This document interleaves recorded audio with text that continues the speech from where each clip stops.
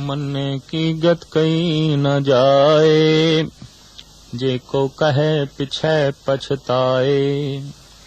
कागदे कलम न लिखणु हारे, मन्ने का बह करनु विचार। ऐसा नाम निरंजन होए, जे को मन जाने मन को। सुनिए दियां 4 पौड़ियां तो बाद गुरु नानक देव जी महाराज ने मनीए दियां 4 पौड़ियां उचारण कीतियां ने। सुनना ओही सफल है जो मन लईए, और मनना ही नहीं तां सुनना सारे दा सारा हवा दे च ही उड़ गया, उसने अंदर प्रवेश नहीं कीता। इस वास्ते सतगुरु कहंदे ने, जिन्नी सुन के मन्निया हां तिन बलहारे जाओ। सदके जांदियां उन्हां तो जिन्हां ने सुन के गल मन लई है। गाविया सुनिया तिनका हर थाए पावे, जिन सतगुर की आ गया सत सत कर माने। गावना ते सुनना उसे दा ही प्रमाण है, उसे दा ही कबूल है जिसने सुन के गल मन ली है, धारण कर ली है, वरना सुनना बेमैनी हो जाएगा। साहिबा ने मनीए दियां लगातार जो 4 पौड़ियां उचारण कीतियां ने, और प्रथम पंक्ति साहिब ए फरमान करदे ने, मन्ने की गत कही न जाए। पहले मन्ने दी जड़ी पौड़ी है, नन्ने दिते 1 ਲਾਂ है, बाकियां 3 पौड़ियां दिते 2 ਲਾਵਾਂ ने। प्रथम पौड़ी विच भाव यह है, जिसने मन लिया है, जो कबूल कर लेंदा है, जिसने प्रवान कर लिया है। बाकी 3 पौड़ियां च जो भी मन लवे उन्हां दी की हालत बनेगी। तो प्रथम पंक्ति सतगुरु कहंदे ने, मन्ने की गत कही न जाए। जिसने परमात्मा दा नाम मन लिया है, ओदी गति बयान कीती नहीं जा सकती, ओदी महिमा बरन तो परे है। आखिर इतनी क्या उच्चता है कि गुरु नानक देव जी महाराज भी कह देन कि असी कह ही नहीं सकते उस बंदे दी महिमा जिसने परमात्मा दा नाम मन लिया है। दरअसल जिसदा कोई चक्र चेन नहीं, जिसदी कोई बरन जात नहीं, जिसदा कोई रंग रूप नहीं, जिस परमात्मा दी होंद दा कोई प्रत्यक्ष प्रमाण नहीं, ਉਹਨੂੰ मन लेना बड़ी हिम्मत दी गल है, ਉਹਨੂੰ मन लेना बड़ी जुर्रत दी गल है। ਉਹਨੂੰ मन लैण वास्ते बहुत गहरी प्रगाढ़ श्रद्धा चाहिए, बहुत प्रबल भावना चाहिए। संसार दे च असी वस्तु पहले वेखदे हां, फिर उसदी मंग करदे हां। धार्मिक दुनिया किसी होर नुकते ते खड़ी है। परमात्मा दा नाम पहले सुनना पैंदा है, ते फिर मनना पैंदा है, फिर किधरे वो जाके दिखाई देंदा है, फिर उसदी किधरे झलक आके मिलदी है। ये जगत तो संसार दी मर्यादा तो बिल्कुल उल्ट गल है। संसार दे च अगर सानू कुछ दिखाई ना देवे तो बहुत सारियां ख्वाहिशां मंगां अपने आप मर जाणगियां। भगत कबीर कहंदे ने, बिन देखे उपजे नहीं आसा। आसा दा संबंध वेखण नाल है। वेखी वस्तु, कोई रंग, कोई रूप, कोई पदार्थ, कोई वस्तु, कोई चीज, ते तलब दी इच्छा जाग पई, इनू प्राप्त करिए, इहदी चाहत करिए। ते ओ परिपूर्ण परमात्मा जिहदा कोई रंग रूप नहीं, चक्र चैन तो न्यारा, ते उसदी अंदर इच्छा पैदा होवे, ते उस चक्र चैन तो न्यारे नू कोई मन लवे, बड़ी प्रगाढ़ श्रद्धा चाहिए, बड़ी महान श्रद्धा चाहिए। इस वास्ते सतगुरु कहंदे ने, मन्ने की गत कही न जाए। जिसने परमात्मा दे नाम नू मन लिया, ओदी गति बयान नहीं कीती जा सकती। जो अवस्था उसनू प्राप्त होई है, ओदी महिमा वर्णन तो परे है।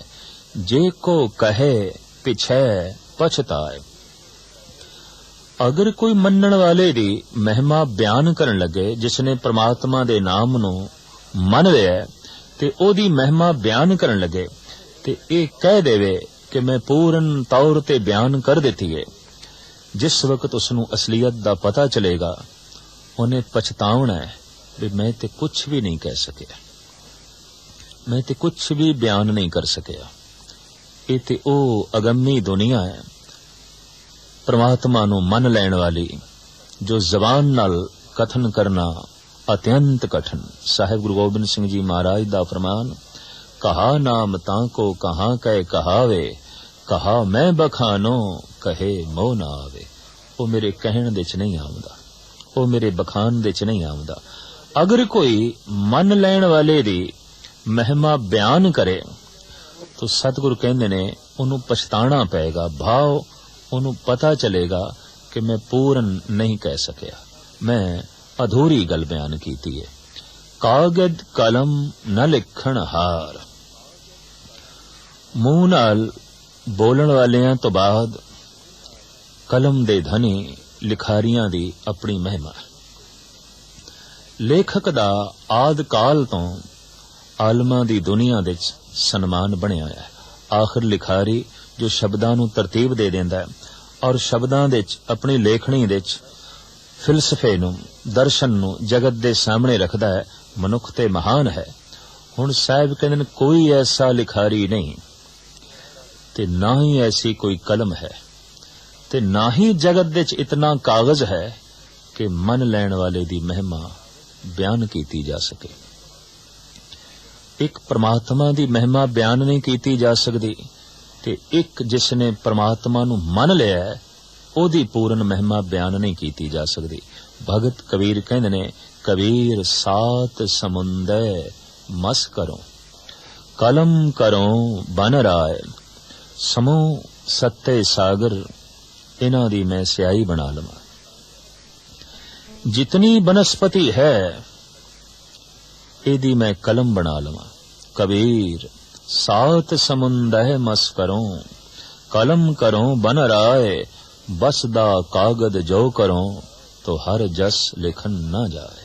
समुची धरती नू मैं कागज बना लवां तां भी हरी दी महिमा बयान करनी लिखनी बहुत औखी, बहुत औखी। साहिब गुरु गोबिंद सिंह जी महाराज दा अमर वाक आप फरमान करदे ने, कागद दीप सभै मिलके कर सात समुद्रन की मस कह हों, काट बनस्पत सगरी लिख बे हूं को लेखन काज बने हों। साहिब कहंदे ने 9 खंड पृथ्वी जितने दीप लो ने ये ते कागज बना ली गए, जितने 7 सागर ने समुंदर ने इन्हां नू स्याही बना लईए। कागद दीप सबै मिलके कर 7 समुद्रन की मस कह हों, काट बनस्पत सगरी लिखबे हूं को लेखन काज बने हों। समुची बनस्पति नू कट के ओदी कलम बना दईए। फिर उच्चारण करन वाला कौन होवे ते लिखारी कौन होवे। सारुसती बकता करके जुग कोट गणेश के हाथ लिखे हों, वक्ता सुरस्ती होवे।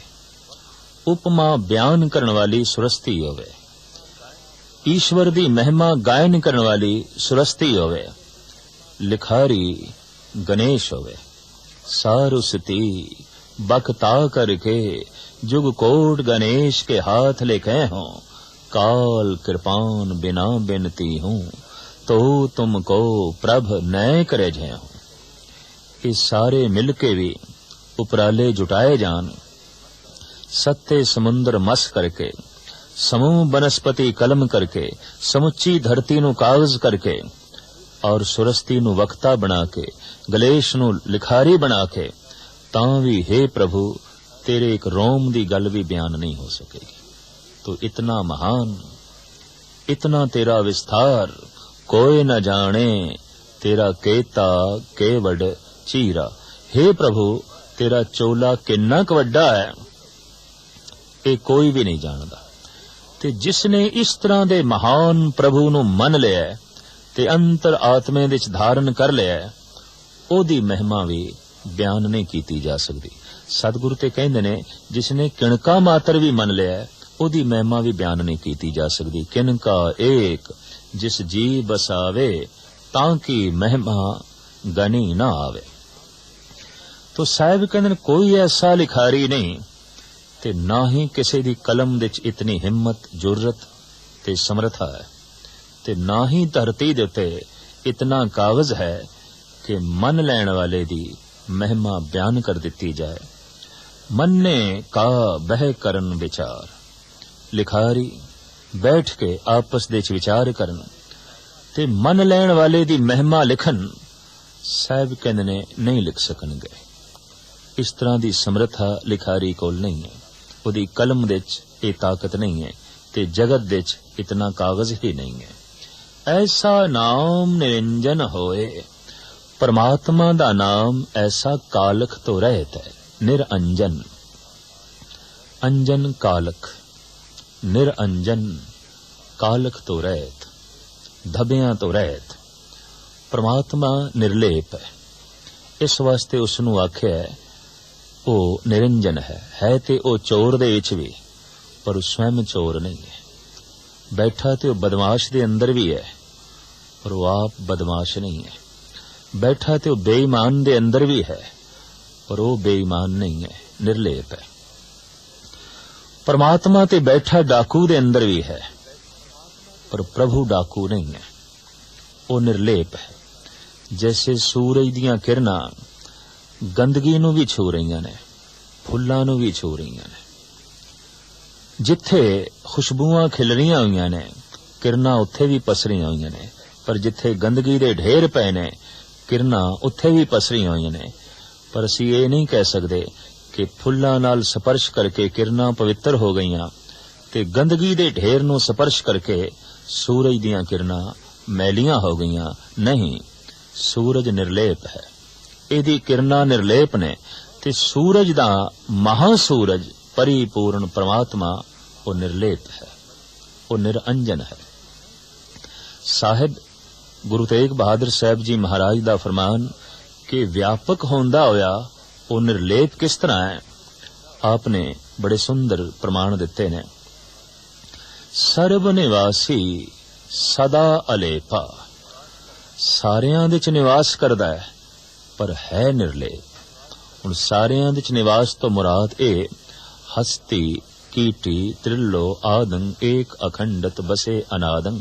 गुरु गोबिंद सिंह जी महाराज कहंदे ने परमात्मा एक ऐसी अखंड ज्योति है, कीड़ी दे च, हाथी दे च, जर्रे दे च, सूरज दे च व्यापक है। पशुआं दे च, पक्षियां दे च, कीड़े मकोड़ियां दे च और मनुखां दे च, खंडां ब्रह्मंडां दे च वो व्यापक है, निवास रखदा है सब कुछ दे विच। पर निर्लेप किस तरह है फिर? सर्व निवासी सदा अलेपा तो ही संग समाई। सर्व निवासी किस तरह है और वो निर्लेप कैसा है, इहदी व्याख्या गुरु तेग बहादुर साहब जी महाराज इस ढंग नाल करदे ने। पोहप मद ज्यों बास बसत है, मुकर माए जैसे छाई।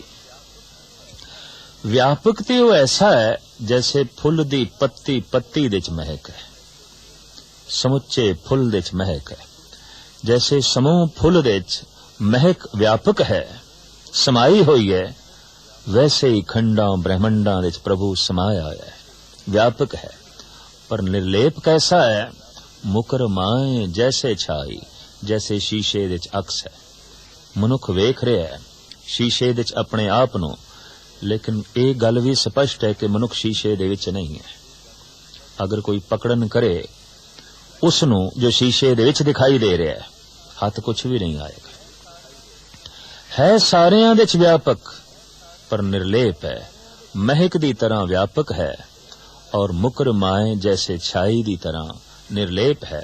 तो साहिब फरमान करदे ने परमात्मा दी हस्ती ऐसी निरंजन है, परमात्मा दा नाम ऐसा अंजन तो रहत है, ऐसा नाम निरंजन होए जे को मन जाने मन कोय।